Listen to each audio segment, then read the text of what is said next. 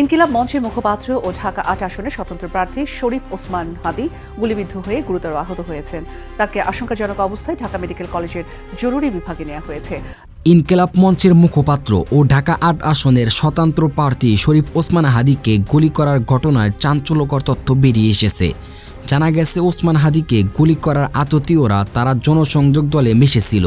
গুলি করার আগে তারা দীর্ঘ সময় হাদির পাশে বসেছিল এবং সুযোগ বুঝে গুলি করে মোটরসাইকেলে পালিয়ে যায়। হাদির সতীর্থ ও প্রত্যক্ষদর্শীরা জানিয়েছে যে হামলাকারী সন্দেহ যে দুজন চিহ্নিত করা হয়েছে তারা গত কয়েকদিন ধরে হাদির নির্বাচন প্রচারণায় যুক্ত ছিলেন।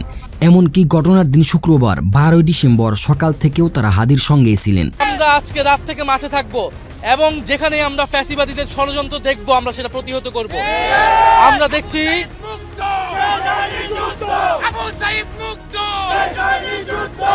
আমরা দেখছি প্রশাসনে ষড়যন্ত্র করার চেষ্টা করা হচ্ছে। ওসমান হাদির উপরে যে গুলিবর্ষণ হয়েছে, বর্ষণ সত্যিকার অর্থে বাংলাদেশপন্থী প্রত্যেকটা রাজনীতিবিদের বুকে আমি মনে করি গুলিবর্ষণ করা হয়েছে। পল্টনে কালভার্ট রোডে যে নির্বাচনী প্রচার কার্য চালাচ্ছিলেন, সেই প্রচার কার্য চলমান থাকা অবস্থায় তাকে দুর্বৃত্তরা গুলি করেছে। রাজধানীর বিজয়নগর বক্স কালভার্ট রোডের ডিয়ার টাওয়ারের সামনে ওসমান হাদিকে গুলিবিদ্ধ করা হয় এবং গুরুতর আহত অবস্থায় তাকে তৎক্ষণিক ঢাকা মেডিকেল কলেজ হাসপাতালে নেওয়া হয়। জুলাই ঐক্যের অন্যতম সংগঠক ইসরাফিল ফরাইজি জানান, হামলাকারী দুজন গত কয়েকদিন ধরে হাদির সঙ্গে নির্বাচন প্রচারে অংশ নিচ্ছিলেন। তারা নিজেদের কোনো রাজনৈতিক দলের সদস্য হিসেবে পরিচয় দেননি, বরং হাদিকে পছন্দ করেন এবং স্বেচ্ছাসেবী হিসেবে প্রচারণায় অংশ নিতে চান বলে জানিয়েছিলেন।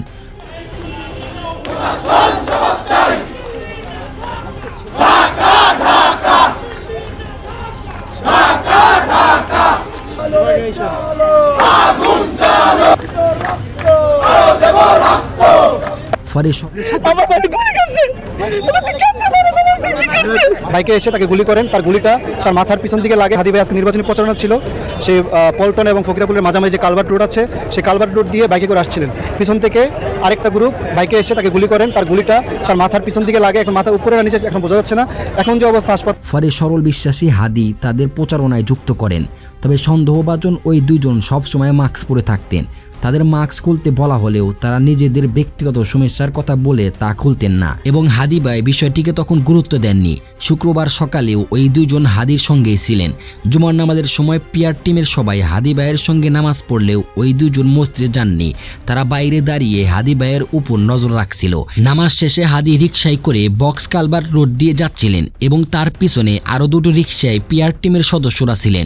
ঠিক তখনই মোটরসাইকেলে এসে ওই দুজন হামলা চালায়। পিআর টিমের সদস্যরা আরও জানান যে সন্দেহভাজন দুজন সকাল থেকেই সন্দেহজনকভাবে চলাফেরা করছিলেন এবং তাদের ছবি তুলতে চাইলেও তারা তুলতে দেননি। এক হাদি যাবে, লক্ষ হাদি রাস্তায় নামবে। ভাবে আপনারা বিপ্লবীদেরকে দমায় রাখতে পারবেন না।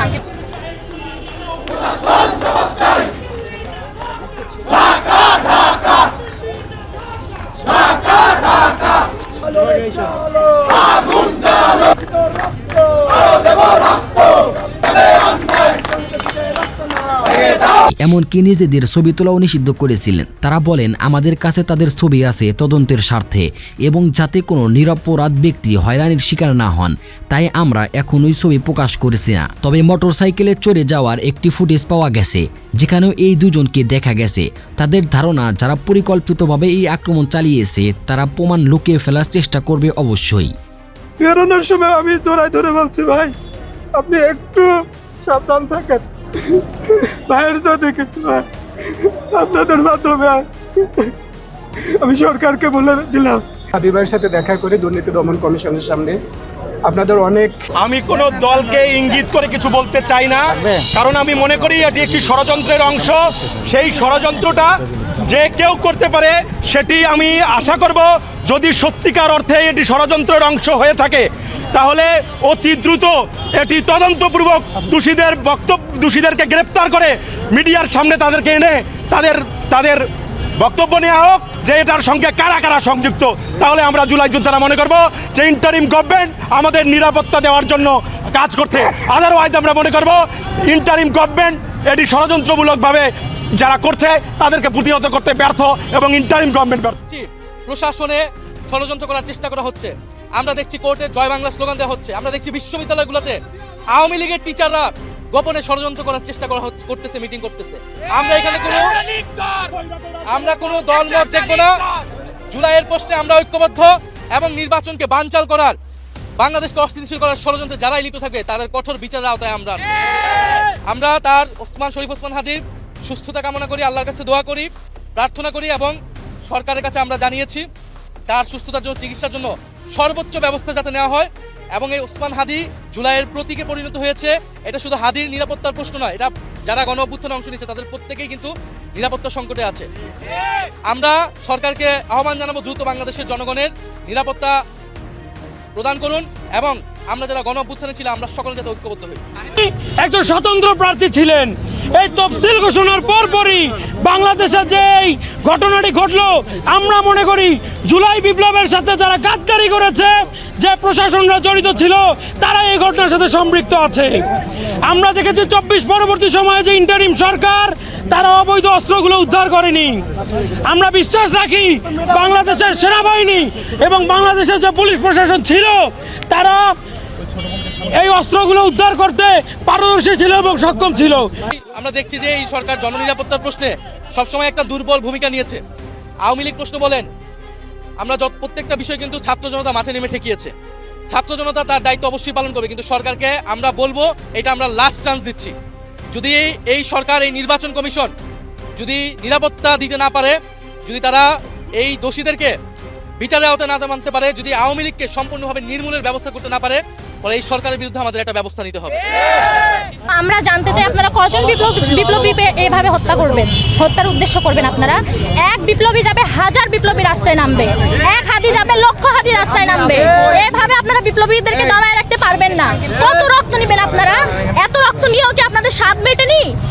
আমরা এক হাদি যাবে, আমরা লক্ষ হাদি রাস্তায় দাঁড়াবো। হাদিকে যে গুলি করা হয়েছে এটা একটা শার্প শুটার, ঠিক আছে? এটা হচ্ছে রাষ্ট্রের ব্যর্থতা। এটা রাষ্ট্রের ব্যর্থতা, কারণ হচ্ছে ডেভিল হান্ট নামে যে ইয়েটা চালু করা হইলো, কিন্তু এখানে এরা হচ্ছে কোনো বাসায় বাসায় তল্লাশি সেভাবে এরা করতে পারে নাই, বিধায় আজকে হাদির উপরে এভাবে আক্রমণ করা হয়েছে। আমাদের জুলাই গণ অভ্যুত্থানের সহযোদ্ধা তরুণ নেতা শরীফ ওসমান হাদি, যিনি ঢাকা ৮ থেকে স্বতন্ত্র এমপি পদপ্রার্থী ছিলেন, যিনি তার নির্বাচনী প্রচারণার সময় গুলিবিদ্ধ হয়েছেন সন্ত্রাসীদের দ্বারা, আততায়ীদের দ্বারা। এবং যারা আমরা গণ অভ্যুত্থানে অংশ নিয়েছিলাম, আমাদের গণ অভ্যুত্থানের জুলাই যোদ্ধা, আহত, শহীদ পরিবার, তারা সবাই কিন্তু হুমকির মুখে আছে।